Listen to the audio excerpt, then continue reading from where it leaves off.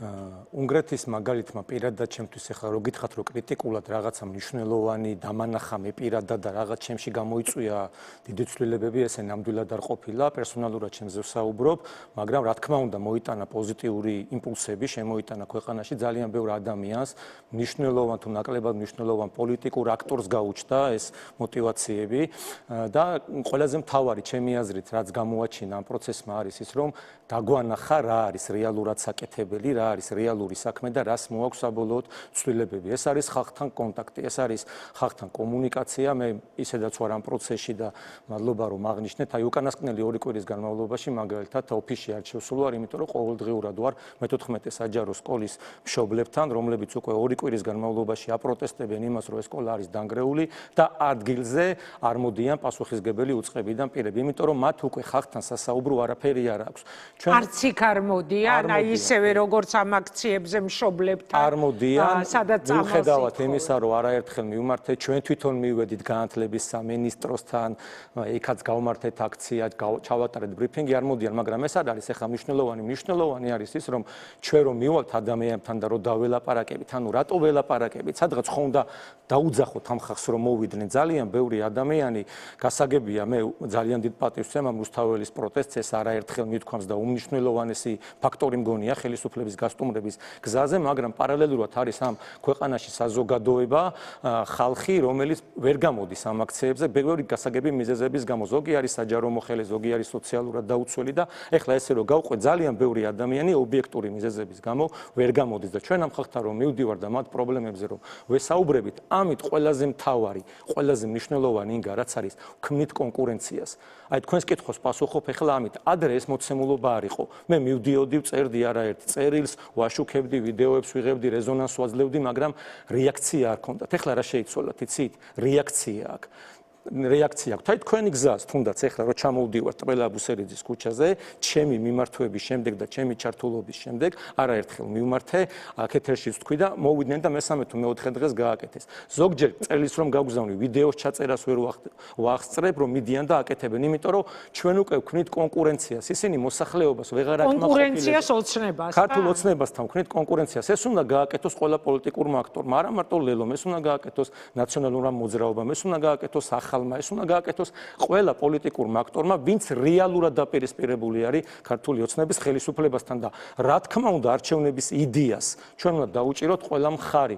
მე მივესალმები, მართლა მივესალმები, არაფერი ნეგატიური თქმა არ შემიძლია, პირიქით, თუ ვინმე აზრს შეიცვლის და არჩევნების იდეისკენ წამოვა. გასაგებია, რომ პოლიტპატიმრები არიან, ეს ძალიან კარგად მესმის, მაგრამ ეს მოცემულობა გვაქვს. ამ მოცემულობას ეხლა ჩვენ ვერ უმკლავდებით, ანუ ვერ ვათავისუფლებთ ამ ხალხს, ნუ ქუჩაში 500 დღეა დგანან ადამიანები ქუჩაში, ხო, მაგრამ მოცემულობა მაინც არ იცვლება.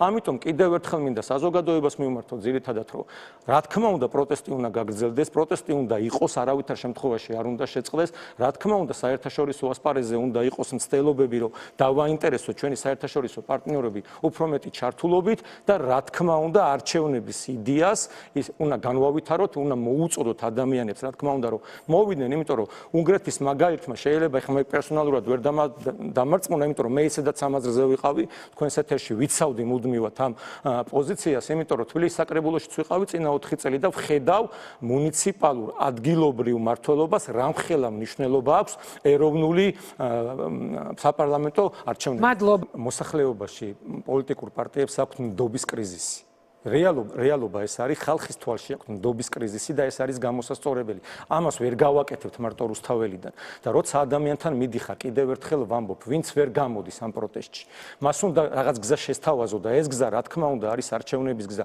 იმიტომ რომ ყველა მოდის.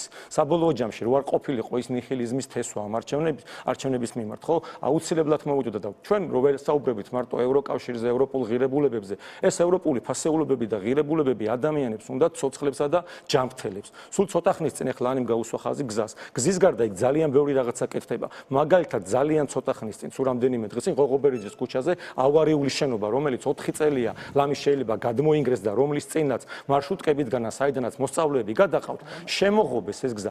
თითოეული ეს ამბავი, როგორი რაღაცა არის. თქვენთვის გეღიმებათ ახლა, მაგრამ თუ პოლიტიკოსი არ ინტერესდება კონკრეტული ადამიანის პრობლემებით, იმ ადამიანს არ ჯერა, რომ ის პოლიტიკოსი პოლიტიკოსი ინტერესდება ქვეყნის პრობლემებით. კარგი. ამიტომ თითოეული ერთი ფრაზით დავასრულებ, მინდა და ხმას არ ამოვიღებ, მე პერიოდები უბრალოდ. დიდი და პატარა პრობლემა არსებობს, მოუგვარებელი და მოგვარებული პრობლემა. ამიტომ ადამიანებთან უნდა მივიდეთ და იმ კონკრეტული ადამიანის პრობლემას არ უნდა შევხედოთ ისე რომ თითქოს ეს მნიშვნელოვანი არის.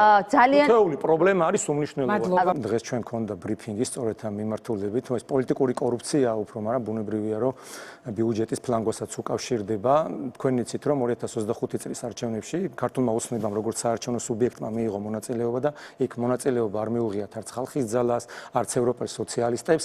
ეხლა ფულის მოჭრის ახალი გზა გამოიგონეს, შექმნეს 62 ფრაქცია, 62 მუნიციპალიტეტში ხალხის ძალის, ანუ საკუთარი პარტიული სიიდან ამოიყვანეს 3-3 ადამიანი, გააკეთეს ხალხის ძალის ფრაქციები, ეს ეთყობა არ ეყოთ, ვერ გაძღნენ ამით და ეხლა დამატებით ევროპულ სოციალისტებს უქმნიან ფრაქციებს, უკვე 8 ფრაქცია შექმნეს ასეთი და საბოლოო ჯამში ეს ევროპული სოციალისტები საბოლოო ჯამში ეს წლიურად საქართველოს ბიუჯეტს უჯდება 5 მილიონ ლარზე მეტი, როცა ჩვენ ქონდა ინიციატივები რომ დაწყებით კლასებში ყოფილიყო ბავშვთა კვება, გაზრდილიყო ავარიული შენობების გამაგრების ბიუჯეტი, ყველაფერზე მივიღეთ უარი რომ არ არის ბიუჯეტში ამის ფული, მაგრამ საკუთარი ხელფასებისთვის ეს ფული გამონახეს და კიდევ ერთი მინდა ძალიან მოკლედ მინდა ვთქვა ამ უფასო სასადილოებზე მე მივმართი არაერთხელ წერილიც მივწერე ხა და მივიღე ესეთი პასუხი რომ ბოლო წლების განმავლობაში არაერთხელ შეამოწმეს სასადილოები, გამგეობები არაერთხელ მიმართეს და მიუხედავად ამ რას ამოწმებდნენ ძალიან საინტერესოა, იმიტომ რომ